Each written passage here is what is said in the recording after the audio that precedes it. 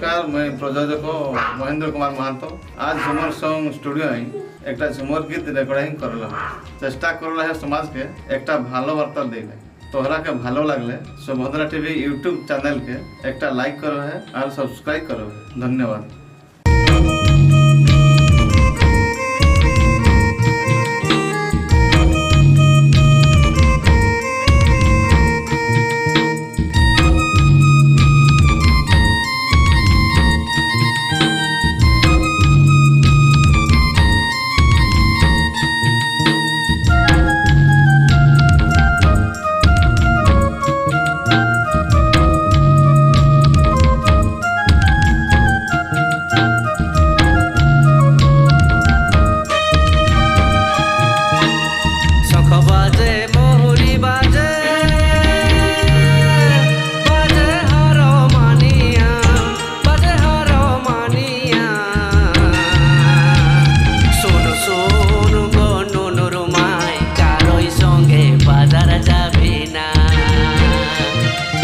सोनो गो नुनुर माय कारोई संगे मेला जाबी ना।